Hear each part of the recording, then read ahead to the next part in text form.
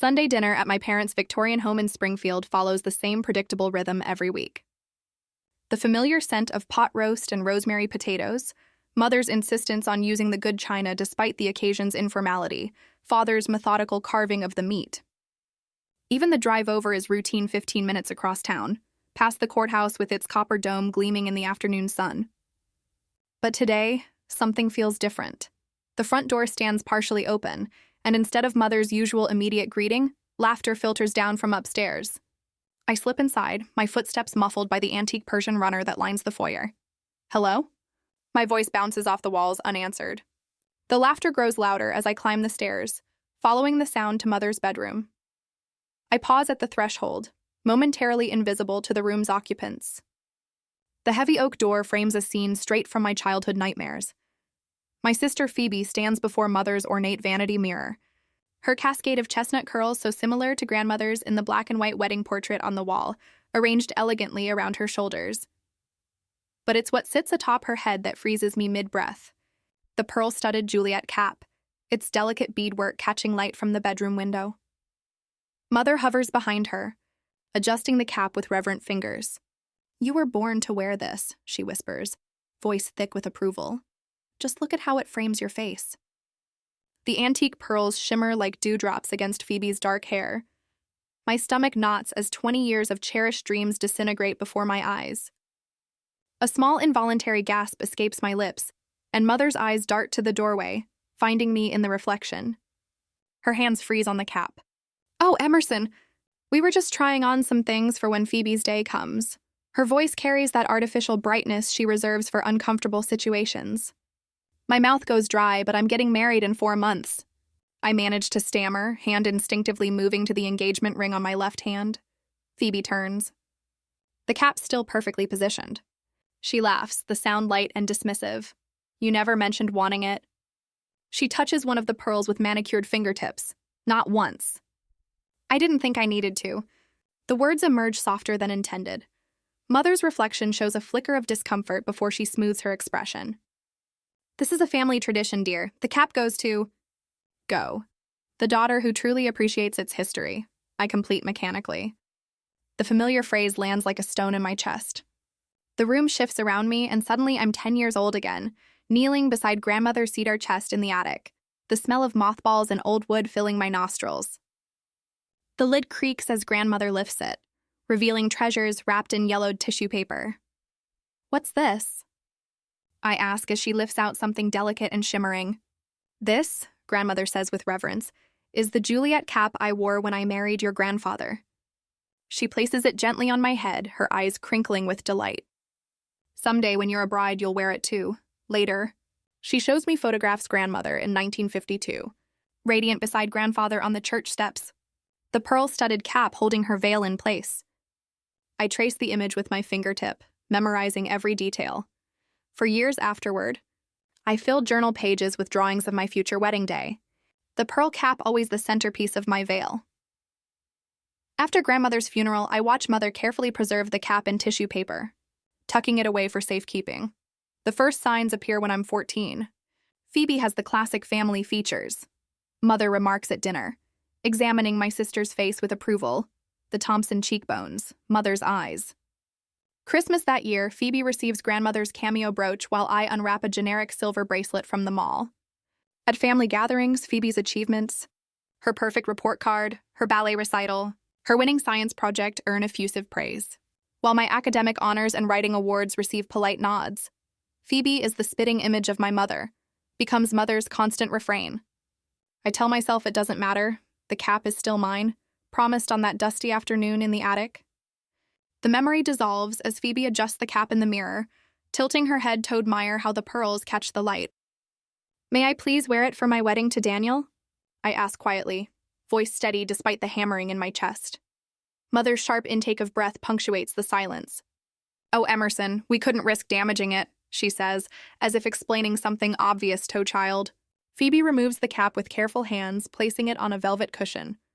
"Besides, it complements my features better," she adds with a small shrug. "Everyone says so."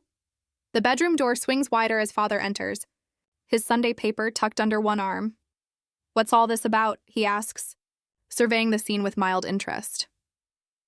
Emmy wants to wear grandmother's cap for her wedding, Mother explains. Father's expression softens into the patient look he reserves for what he considers my impractical notions. You know family traditions, Emmy, he says gently. Some things just make sense a certain way. And in that moment, with crystal clarity, I understand. There was never any tradition about which daughter would wear the cap. The tradition was created for one purpose: to ensure I would never have it. The pearl-studded Juliet cap gleams on its cushion. As far beyond my reach as the moon, 30 minutes later, the dining room clock ticks with maddening precision as Mother serves pot roast onto bone china plates. Father unfolds his napkin. With the same methodical motion he's performed every Sunday for 30 years. No one mentions what happened upstairs. These potatoes are exceptional, Father says, breaking the silence that stretches between us like a wire. You've outdone yourself, Patricia. I push the food around my plate. My appetite vanished. The image of Phoebe wearing grandmother's cap refuses to fade. Emmy, you've barely touched your dinner, Mother notes, her tone deliberately light. Everything all right? Before I can answer, Phoebe launches into a detailed account of her latest work project. I watch Mother's face transform with interest, nodding and asking questions. When was the last time she showed that level of engagement with my career? Your sister's quite the rising star, Father comments, beaming at Phoebe. Then he turns to me with a different expression, indulgent, patronizing. You've never been one for sentimentality, Emmy, always so practical. The label stings because it's so fundamentally wrong. I've kept every birthday card, pressed flowers from significant moments, and maintained journals since childhood. My apartment brims with mementos. Yet in their narrative, I'm the unsentimental daughter because it justifies their favoritism. I'd lend you the cap, Phoebe offers with a smile that doesn't reach her eyes.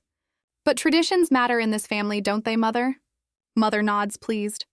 Indeed they do. Didn't your grandmother always say the cap was for her first grandchild's wedding? Aunt Vivian asks, reaching for her water glass.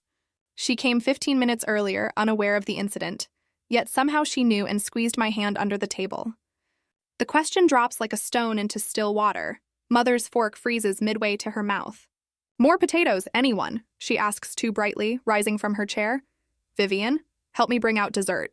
As they disappear into the kitchen, Father checks his watch. The Cardinals game starts in 20 minutes. I drive to Aunt Vivian's farmhouse the following afternoon, questions churning in my mind. Her porch swing creaks as we settle with glasses of sweet tea. Your grandmother was very specific about her wishes, Aunt Vivian says, retrieving an old hat box from her hall closet. Patricia knows this perfectly well. She places a bundle of yellowed envelopes in my lap. The handwriting on them elegant, sloping script makes my throat tighten. Grandmother's letters, go ahead, she encourages. I open the first envelope with trembling fingers. My dearest Vivian, it reads. The Juliet cap should grace my first granddaughter's wedding day. Little Emmy has her heart set on it, and I've promised it to her. Make sure Patricia remembers this when the time comes. The words blur as tears fill my eyes. I pull out a faded photograph tucked inside me at age 10. Sitting on grandmother's lap, the pearl-studded cap tilted on my small head. Both of us beaming. There are more, Aunt Vivian says softly. Letter after letter mentions me by name, describes my fascination with the cap, reiterates grandmother's promise. The final letter, dated just months before her death, is explicit. The Juliet cap belongs to Emmy. She treasures its history more than anyone. Your grandmother intended it for you, Aunt Vivian confirms, her hand warm on mine. Patricia deliberately reinterpreted her wishes. She's always favored Phoebe, though heaven knows why. Armed with this evidence, I visit my parents the next evening. Mother listens stiffly as I spread the letters on their kitchen table. That's not what she meant, Mother says finally, barely glancing at them. It's exactly what she meant. She names me specifically in every letter. Father peers at one letter, then shrugs. Can't you just buy something similar? David's bridal must have options. The suggestion slices through me. To him, one white headpiece is interchangeable with another, devoid of history or meaning. Phoebe enters the kitchen, assesses the situation, and immediately tears up. You're trying to ruin my future wedding? She accuses, voice quavering perfectly. This is so like you, Emmy. Always wanting what's mine, what's mine. The audacity steals my breath. Some traditions simply suit certain people better. Mother says, gathering the letters into a neat stack and handing them back to me. I'm sorry you feel slighted, but my decision stands. I leave without another word, unshed tears burning behind my eyes. Daniel holds me that night at our apartment as I finally break down, curled against him on our sofa. I don't understand, I whisper between sobs. Why has it always been like this? His arms tighten around me. Because they're wrong, Em. Not because you're unworthy. My phone buzzes with a text from Leanne. Your mother called asking about rehearsal dinner preferences. I told her to talk to you directly. What happened? I call and explain everything. They've always done this to you, she fumes. Remember your high school graduation? Your mother spent the entire ceremony taking photos of Phoebe in the audience. The next day, Daniel's mother calls. I heard about the situation with your grandmother's cap, she says gently. I have my mother's vintage hair clips. They'd complement your dress beautifully if you'd like to borrow them. Her kindness brings fresh tears. Even my wedding planner, Melissa, proves an unexpected ally during our next meeting 3 days later. When I explain the situation, she nods with understanding. Your wedding should reflect your story, not theirs, she says, showing me a portfolio of alternative headpiece options. And honestly, we can design something even more meaningful. For the first time since Sunday, something inside me unclenches. I'm not asking their opinion on the venue, I announce, surprising myself with my firmness. Melissa smiles. Good for you. The next milestone comes during my dress fitting Tuesday next week. In the bridal salon's private room, surrounded by mirrors and champagne flutes, the consultant adjusts my veil. Any family heirlooms you'll be wearing? She asks. The question catches me off guard. I once dreamed of wearing my grandmother's pearl-studded Juliet cap. I admit, voice cracking slightly in the changing room afterward. I break down again. It was all I ever wanted for my wedding day, I confess to Leanne, who holds tissues and patience in equal measure. The consultant knocks gently before entering. I couldn't help overhearing, she says, her eyes kind. What does your perfect day actually look like? The question stops my tears. I've been so focused on what's been taken that I haven't considered what I truly want. One where I recognize myself. I answer slowly, realizing the truth of it only as the words emerge. She nods, understanding something fundamental. Then that's exactly what we'll create. Looking at my reflection, white gown shimmering under salon lights, I see past the missing cap to the woman beneath. For the first time, I wonder if breaking free from their expectations might be a different kind of inheritance. One grandmother would have valued even more than pearls. The next day, while preparing for the client meeting, my phone buzzes for the 5th time in 20 minutes. I stare at the screen, watching Phoebe's name illuminate again. The Instagram notification beneath it reads, Phoebe Kelly tagged you in a post. My thumb hovers over the alert before I finally tap it, a familiar sense of dread washing over me. The photograph fills my screen. Phoebe sits at hair professionally styled, makeup flawless. Grandmother's pearl-studded Juliet cap perches atop her head like a crown. The caption beneath reads, The pearl-studded Juliet cap, our family heirloom, will be mine someday. Family tradition, heirloom jewelry, wedding traditions. The comments scroll beneath like a chorus of approval. You were born to wear it, writes Aunt Meredith, just like your grandmother, adds cousin Rebecca. Absolutely stunning on you, Mother has commented, adding a string of heart emojis. I set the phone face down on the kitchen counter, my hands trembling. The morning sunlight streaming through the window suddenly feels too bright, intrusive. Daniel appears at my side, his coffee mug pausing halfway to his lips when he sees my expression. What's wrong? He asks, setting his mug down to peer over my shoulder. I wordlessly turn the phone toward him. His jaw tightens as he reads, eyes narrowing, a muscle works in his cheek. This is deliberately cruel, he says finally, voice low with controlled anger. They know you're getting married in 4 months. They know you wanted that cap. Maybe they forgot, I offer weakly, but the words taste false even as I say them. Daniel's hand covers mine. Emmy, don't do that. Don't make excuses for them. The buzzing continues as messages pour in from relatives. Aunt Vivian's text appears. Just saw Phoebe's post. Are you all right, dear? At least someone remembers. 3 days later, I sit at the Springfield Country Club, surrounded by family celebrating my grandparents' 60th anniversary. The linen tablecloth feels crisp beneath my fingers as I twist my napkin into a tight spiral. Across the table, Mother beams as she accepts compliments about Phoebe, who's wearing a navy dress that Mother probably selected. Phoebe will make such a beautiful, traditional bride. Great Aunt Martha announces to the table, patting Phoebe's hand. She has the Kelly bearing, always has. Uncle James nods sagely, the perfect debutante bride of the future. Your mother showed me the photographs with the cap. She'll wear Mother's cap just beautifully, Mother agrees, her voice carrying just enough to ensure I hear it. I pull my phone from my purse, opening the wedding countdown app. The screen blinks back at me. 112 days. I've been planning for years, dreaming since childhood, and now find myself without the one item I'd always envisioned as part of my day. Daniel squeezes my knee under the table, a silent reminder that I'm not alone. The next morning dawns clear and cool. The antique shops here have always been my refuge, places where history is valued but not hoarded, where stories are meant to be continued, not locked away. The bell above Fairchild's Antiques jingles as I enter. Mrs. Fairchild, at least 80 with hands gnarled by arthritis, smiles at me from behind the counter. Emerson, haven't seen you in weeks. How's the wedding planning coming along? It's progressing, I manage, not quite meeting her eyes. She studies me with the keen perception of someone who's witnessed decades of human emotion. Come with me, she says suddenly, motioning toward the back room. Got something new in yesterday. I follow her past cabinets of depression glass and vintage jewelry to a small display of wedding items. A collection of handkerchiefs with tatted edges, satin pillows for ring bearers, vintage cake toppers with frosted faces. Something borrowed, something blue. Mrs. Fairchild murmurs, carefully lifting a delicate handkerchief edged in pale blue thread. But my attention has fixed on something else.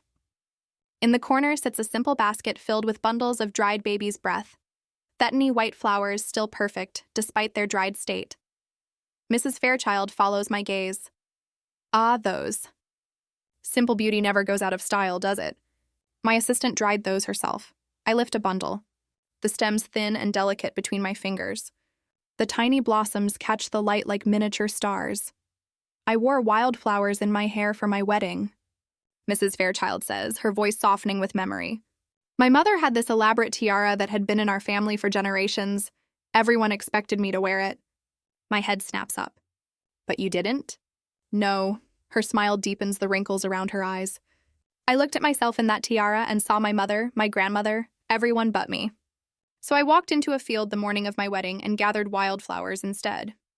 What did your mother say? I ask, barely breathing.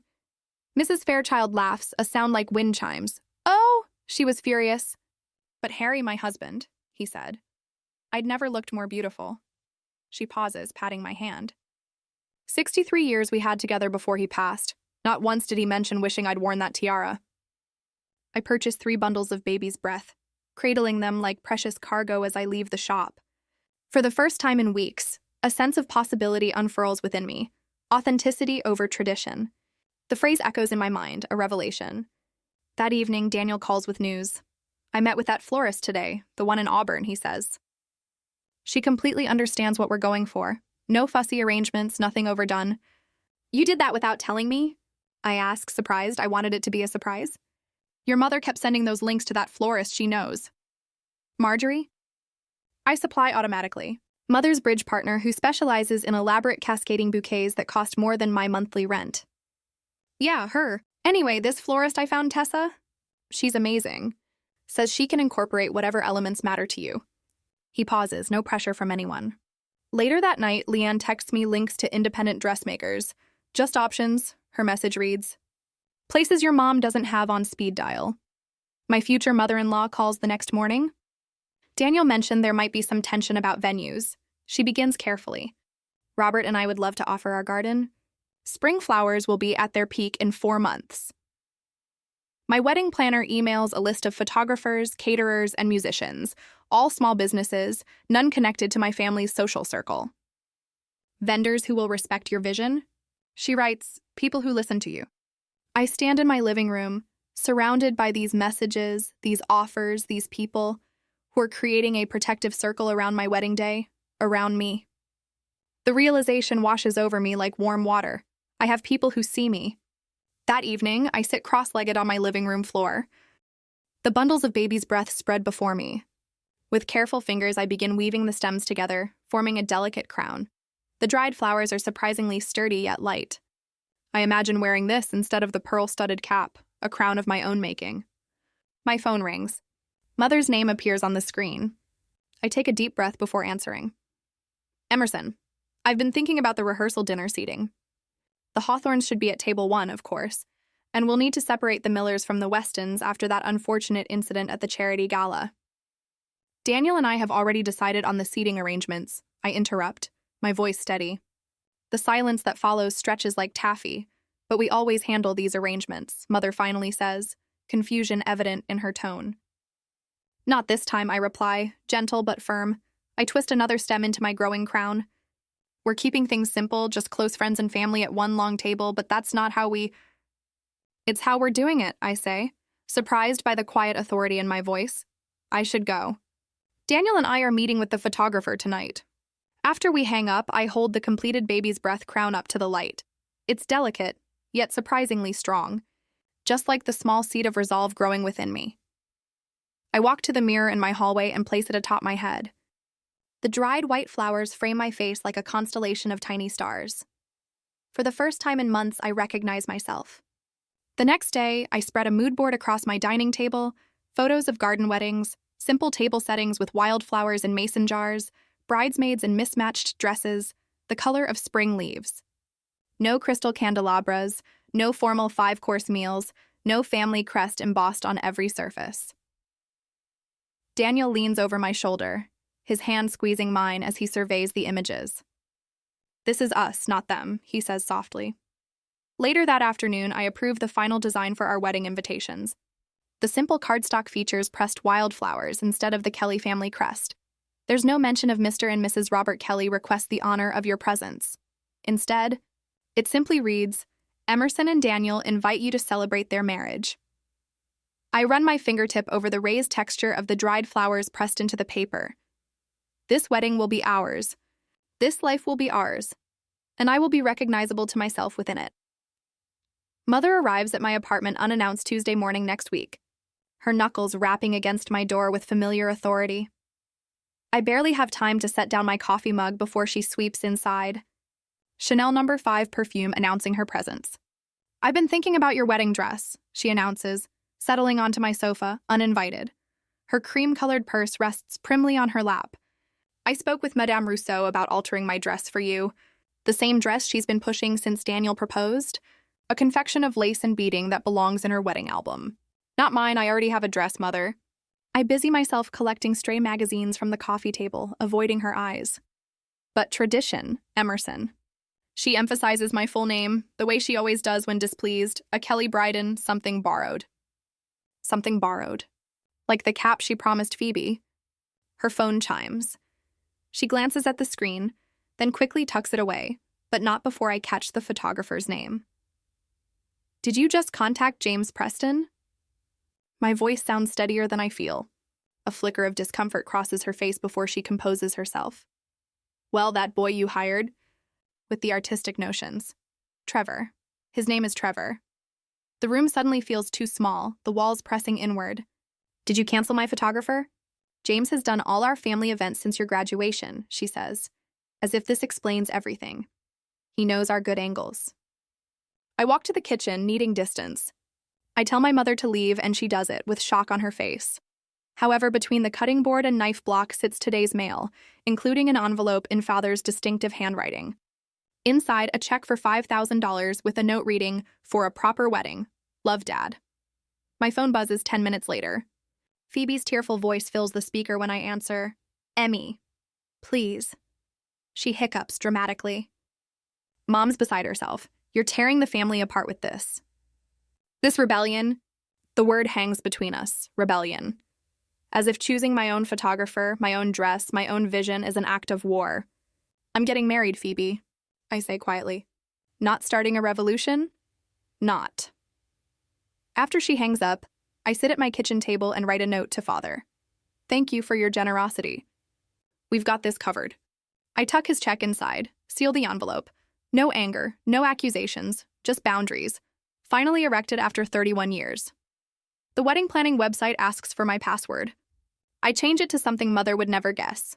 Daniel and Emerson only 2025, and send Trevor an email confirming our agreement with a postscript.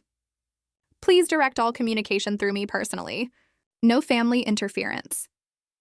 In the evening quiet, Daniel and I relocate our rehearsal dinner to Riverview Gardens, a place only our closest friends know about. I make reservations under his last name. Are you okay? Daniel asks, his hand warm against my back as we finalize the details. Better than okay, I answer, surprised to find it's true. I close my journal where I've written, my wedding will be authentic, not performative. The next morning brings an unexpected call. Margaret Holloway's voice, wavering with age but clear with purpose, fills my ear. Grandmother's friend, calling from her retirement home in Oak Ridge. I saw Phoebe's post about that cap. She says without preamble, "Your grandmother would be so proud of you, standing your ground. You knew about the cap?" My throat tightens. Elizabeth always said it was for you. She told me how you sat for hours drawing it in your little notebooks. Margaret's voice softens. Some people rewrite history to suit themselves, Emerson. Doesn't make it true. After that, wedding RSVPs begin arriving directly to my email rather than through Mother, Aunt Joanne, Uncle William, cousins I haven't spoken to in months, each message carrying subtle solidarity. Father appears at my office Thursday lunch hour, awkwardly holding a paper bag containing a sandwich from my favorite deli. Your mother means well. He begins, his standard opening when peacemaking. The fluorescent lights highlight the gray in his hair. I know she does, Dad. I accept the sandwich, but not the excuse. That evening, my phone chimes with a text from cousin Stella. Can I be seated away from Aunt Patricia? Like you, I need some space. I need some space. I stare at the message, understanding blooming like a time-lapse flower. I'm not alone in finding the family dynamics suffocating. Others have felt it too, have been waiting for someone to break the pattern. The final dress fitting feels like victory 2 weeks later. No mother hovering with suggestions, no Phoebe commenting on how certain styles might be more flattering. Just me and a seamstress who smiles approvingly at my reflection. The gown falls in simple lines. The ivory satin catching light without sequins or beads. My shoulders look stronger than I remember, my posture straighter. You look like yourself, my wedding planner, Tessa, says quietly. On the vintage vanity sits my creation, a delicate crown of baby's breath with tiny vintage pearl pins nestled among the white blooms. Not an heirloom passed down, but something new, created with my own hands. I place it carefully on my head, the weight familiar from practice. In the mirror, I see a woman I recognize, someone who makes her own choices. This feels right.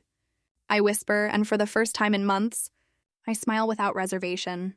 In weeks to come, I carefully organize and confirm everything once more regarding my wedding. This time I chose myself and my future husband. The evening before the wedding arrives, with Mother appearing at my apartment door one final time, she holds a familiar box, its velvet covering worn at the corners.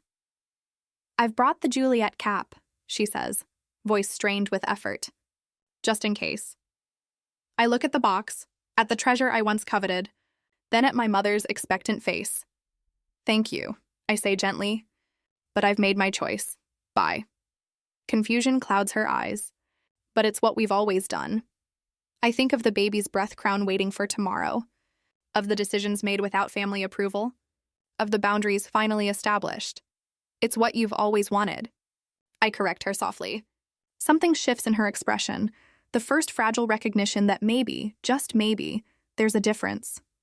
Morning sunlight filters through the oak trees, casting dappled patterns across the garden behind my childhood home. I sit on a wrought iron bench, still in my robe, watching butterflies dance between the hydrangeas. For the first wedding morning in Kelly family history, there's no frantic rush, no precisely timed appointments, no mother herding bridesmaids with military precision. Water? Leanne appears beside me, offering a crystal tumbler with cucumber slices floating on top. Thanks. The cool glass feels reassuring against my palm. Is it strange that I'm not nervous? Leanne settles beside me, her bridesmaid dress a soft sage green that complements the garden. Not strange. Perfect. Across the lawn, my bridesmaids arrange wildflowers in mason jars wrapped with simple twine. No formal bouquets, no color-coordinated ribbon cascades, just blooms gathered fresh this morning. The absence of Mother's preferred florist feels like oxygen. Ready for your crown? Leanne holds up the delicate circle of baby's breath I'd crafted yesterday. Tiny white blossoms intertwined with ivy sprigs and secured with nearly invisible wire. Nothing like the elaborate, pearl-studded Juliet cap I'd dreamed about for 20 years. I nod, closing my eyes as she places it gently on my head. The weight is almost non-existent, yet I feel its presence like an anchor to this moment, this choice, this freedom. Take a look. Leanne guides me to the vintage standing mirror we've positioned beneath the maple tree. The woman reflected back surprises me. My simple silk dress falls in clean lines, unadorned except for vintage buttons down the back. My hair frames my face in loose waves rather than mother's preferred structured updo. The baby's breath crown sits like morning frost, delicate and ephemeral. I recognize myself. I whisper. A slight movement in the mirror's edge catches my attention. Mother stands in the doorway watching. Her expression shifts between confusion and something else I can't quite name. She's wearing the navy dress she bought for cousin Rachel's wedding, her pearls perfectly aligned at her throat, her hands grip her elbows as if holding herself together. She opens her mouth to speak, then seems to think better of it, retreating inside without a word. "You okay?" Leanne asks, adjusting a strand of my hair. Surprisingly, yes, and I mean it. The garden transforms throughout the morning. White market lights strung between trees, simple wooden chairs arranged in a semicircle, a handcrafted arch covered with greenery, no grand floral arrangements, no monogrammed aisle runner, no string quartet. Just the garden where I'd spent childhood summers reading under trees, while Phoebe practiced ballet poses on the lawn for Mother's approving gaze. Daniel waits beneath the arch, his grandfather's pocket watch chain, just visible against his vest. When our eyes meet across the garden, his smile breaks like sunrise. No rehearsal dinner disaster, last-minute vendor crisis, or family drama can dim the certainty in his eyes. I spot Phoebe's arrival from my hiding. Placed near the kitchen door, she's overdressed. In a formal cocktail dress and heels that sink slightly into the grass with each step. Her discomfort is visible as she navigates the informal setting, glancing around as if expecting to find familiar trappings of Kelly family events. Ready? Father appears beside me, adjusting his tie nervously. We stand in silence for a moment, the weight of unspoken conversations between us.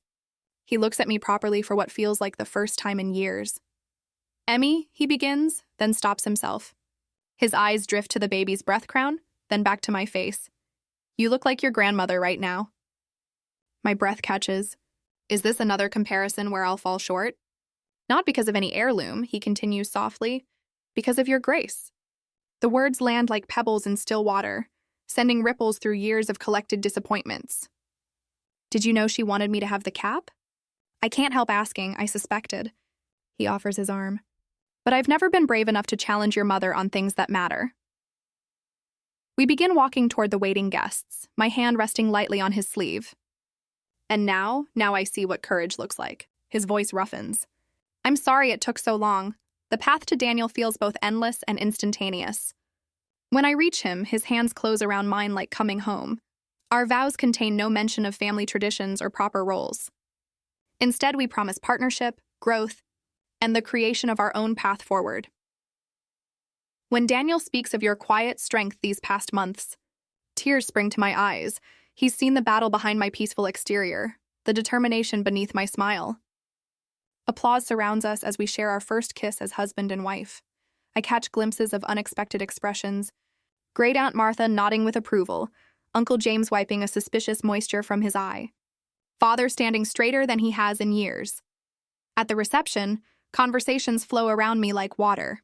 "Most authentic wedding I've attended in decades," says Mrs. Whitaker, Mother's garden club rival. "Your grandmother had that same spirit," adds Uncle Thomas, pressing my hand. "She never did care much for pomp." The photographer captures moments I never planned, Daniel spinning me under apple trees, Leanne laughing with my cousins, guests dancing barefoot on the grass. Not a single staged family portrait with forced smiles and perfect posture. From across the garden, I notice Mother overhearing guests, praising the refreshing simplicity and genuine warmth of our celebration. Her face tells a complex story I can't fully read. As evening descends and market lights twinkle overhead, Phoebe approaches, clutching a familiar velvet box. "You don't need the cap," she says quietly. "You never did." I wait, sensing there's more. "I was jealous," she continues, tears brightening her eyes. "Not of the cap, but of how you always knew yourself." "I only knew who they wanted me to be." She extends the box. Grandmother would want you to have this. I know that now. The moment stretches between us. The cap finally within my grasp, the dream suddenly within reach. I place my hand on the box but don't take it. Keep it, I say gently. I've found my own way. As Phoebe's fingers tighten around the velvet box, I notice for the first time how young she looks beneath her perfect makeup, how uncertain beneath her practiced confidence. The crown of baby's breath sits light upon my head as I turn back toward my husband and our future, blooming where I've chosen to plant myself. 6 months later, the Christmas tree in our living room stands adorned not with expensive ornaments, but with memories. Wedding photos hang between twinkling lights. My baby's breath crown clearly visible in each frame. Daniel adjusts a handmade ornament, a miniature wreath of dried flowers, before stepping back to admire our handiwork. First Christmas as the Thompsons, he says, wrapping his arm around my waist. No dress codes, no assigned seating, no mandatory gift exchange. I lean against him, savoring the peaceful quiet of our home. The dining table awaits our guests with mismatched vintage plates I collected from thrift stores, no family china in sight. The gifts beneath our tree are mostly experiences, concert tickets, cooking classes, weekend getaways, rather than objects that gather dust. When the doorbell rings, I don't rush to smooth my hair or check my lipstick. The woman who opens the door is someone my family might not recognize, confident, relaxed, unburdened by the need for approval. The evening unfolds without the familiar tension. No one criticizes the cranberry sauce or questions my choice of centerpiece. When Father asks about our honeymoon hiking trip in Colorado, he actually listens to my answer instead of waiting for his turn to speak. The phone rings 3 days later.